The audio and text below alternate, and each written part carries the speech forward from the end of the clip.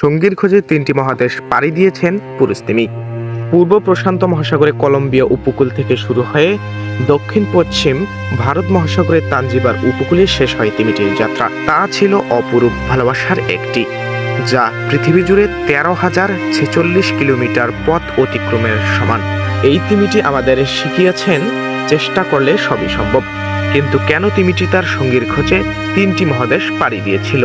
কেনই বা মানুষের ভালোবাসার চেয়ে তিমিটির ভালোবাসাকে অবিরাম বলা হচ্ছে? তিমিটি কি অবশেষে তার সঙ্গীর দেখা পেয়েছে? জানবো আজকের এই ভিডিওতে।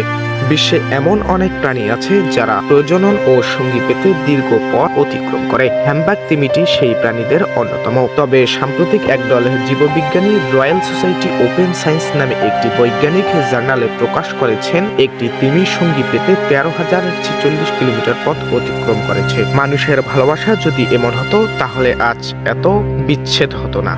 অস্ট্রেলিয়ার সাউদার্ন ক্রস ইউনিভার্সিটির ডক্টরেট শিক্ষার্থী এবং গবেষণা সহ লেখক ট্রেট সিজম্যান লাইফ সায়েন্সকে জানিয়েছেন তিমিটি সম্ভবত কলম্বিয়া থেকে পূর্ব দিকে সাঁতার কেটে দক্ষিণ মহাসাগরে বিদ্যমান স্রোতের উপর চড়ে এগিয়ে এসেছে। এটি ছিল খুব উত্তেজনাপূর্ণ একটি আবিষ্কার।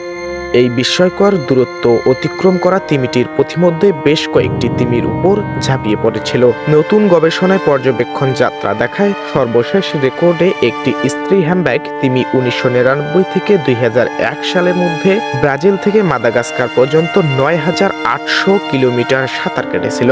নতুন গবেষণায় পুরুষ হ্যামব্যাগটি এক প্রজনন অঞ্চল থেকে অন্য প্রজনন অঞ্চল ভ্রমণ করার সময় ১৩,০৪৬ কিলোমিটার পথ অতিক্রম করে নতুন রেকর্ড স্থাপন করেছে। তিমিটির অস্বাভাবিক এসব অভিযানের অন্যান্য কারণও থাকতে পারে বলে গবেষণায় উল্লেখ করা হয়েছে। এর মধ্যে পরিবেশগত পরিবর্তন অন্যতম, যার ফলে খাদ্য সংকট প্রভাবিত হয়। হ্যামব্যাগ তিমিটির জনসংখ্যা বৃদ্ধির ফলে প্রজনন মৌসুমে পুরুষদের মধ্যে প্রতিযোগিতা শুরু হয়। অবশেষে তিমিটি ফিরিয়ে পেয়েছে তার সঙ্গীকে। তাদের ফিরিয়ে পাওয়ার দৃশ্যটি ছিল আরও উত্তেজনাপূর্ণ। ধন্যবাদ।